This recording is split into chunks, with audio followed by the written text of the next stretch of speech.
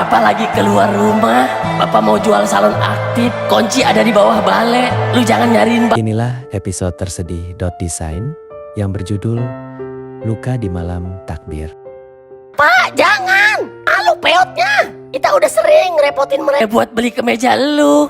Ya elah. Cerita berawal ketika Peot marah kepada bapaknya, yaitu Pak Rungkat yang mau minjem uang di Pak Badot. Pak Rungkat yang kasihan dengan anaknya karena tidak punya baju lebaran seperti teman-temannya dan ingin meminjam uang untuk beli baju lebaran. Semua kerabat yang didatangi Pak Rungkat untuk dipinjamin uang selalu tidak ada, yang membuat Pak Rungkat sedih karena lebaran tinggal menghitung hari. Malam itu Dot minta diantar Peot untuk membeli sendal lebaran. Peot sebenarnya tidak ingin ikut karena takutnya nanti kepingin, tapi karena solidaritas dia pun mengantar Dot. Sesampainya di toko, Dot sibuk memilih sendal.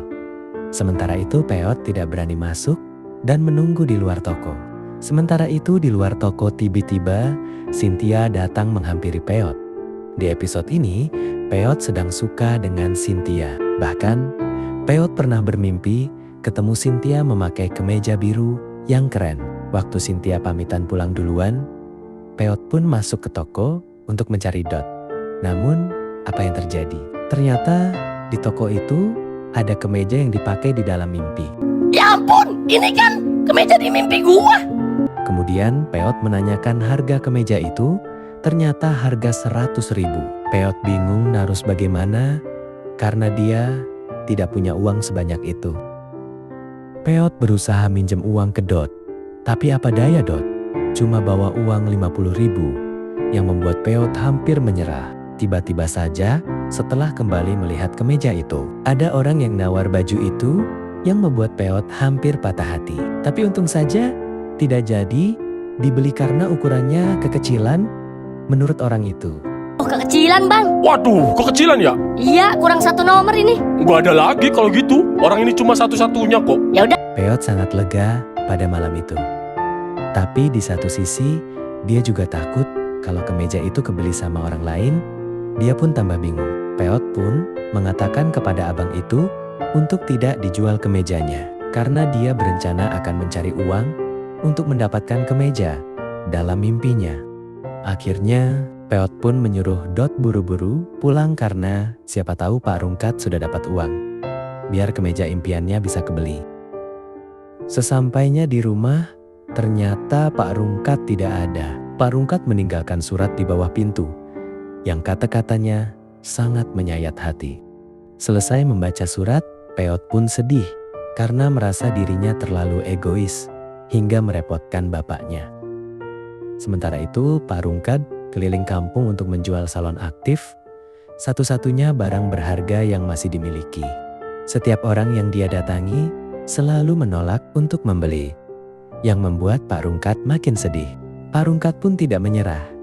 Dia terus mencari orang lain agar salon aktifnya laku terjual malam itu.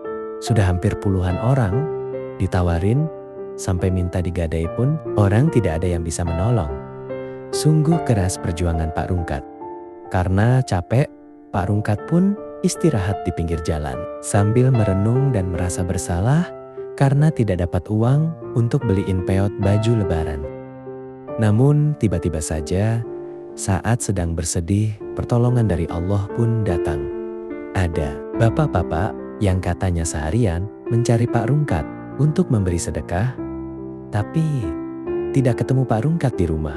Betapa senangnya Pak Rungkat. Setelah membuka bingkisan yang diberikan bapek-bapak itu, ada sembako dan uang 200.000 pertolongan. Allah datang di saat hambanya sabar dan terus berusaha. Setelah itu Pak Rungkat pun bergegas pulang untuk memberikan kabar bahagia ini ke anaknya. Namun setelah cukup lama mengetuk pintu, tidak ada tanda-tanda ada orang di rumah itu. Pak Rungkat pun bergegas mencari anaknya. Ternyata Peot yang dicari sedang curhat di makam ibunya. Dia cerita kepada ibunya kalau nasibnya tidak sebaik teman-temannya dan dia merasa bersalah sudah membuat bapaknya harus keliling kampung untuk mendapatkan uang. Dan dia berjanji setelah ini akan menjadi anak yang berbakti yang suatu saat bisa membahagiakan bapaknya. Akhirnya Pak Rungkat berhasil menemukan Peot karena menurutnya Peot pasti ke kuburan ibunya. Peot pun yang bertemu. Bapaknya langsung memeluk dan meminta maaf karena telah menyusahkan bapaknya. Pak Rungkat pun bergegas menyuruh Peot membeli baju lebaran sebelum tokonya tutup karena uangnya sudah ada. Namun, apa yang terjadi? Peot tidak jadi membeli karena lebaran tidak harus punya baru. Itu hanya tradisi dan Peot tidak mau terlalu menuruti tradisi. Peot malah mengatakan uangnya dibelikan beras saja untuk zakat fitrah saja. Namun, Pak Rungkat mengatakan beras untuk zakat fitrah sudah ada. Dan Peot pun meminta bapaknya untuk menyimpan saja uangnya untuk keperluan yang lain. Dan akhirnya mereka pun pulang untuk bersiap berlebaran esok hari. Namun apa yang terjadi di luar prediksi? Dot yang mengetahui sahabatnya ingin beli kemeja itu. Dia pun minta tolong kepada Robi untuk ke toko baju dan membeli kemeja impian Peot. Dot mengatakan untuk pinjam dulu uangnya Robi. Namun Robi tidak mau. Dia lebih memilih memakai uangnya untuk membelikan sahabatnya kemeja impian. Halo Pi, Ya Dot, udah lu beli? udah Dot, udah aman. Nah, itu dia kisah sedih Peot di malam lebaran. Banyak pelajaran yang kita bisa ambil dalam cuplikan film tersebut. Agar kita senantiasa tidak menyerah karena pertolongan. Allah itu nyata dan ada orang-orang di sekitar kita yang masih sayang dengan kita tanpa kita sadari. Sungguh luar biasa tim kreatif .design khususnya Mas Indra sebagai pembuat cerita ini.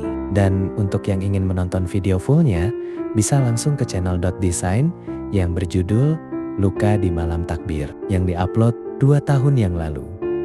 Sampai jumpa di cerita lainnya. Wassalamualaikum warahmatullahi wabarakatuh dan selamat Idul Fitri. Mohon maaf lahir dan batin.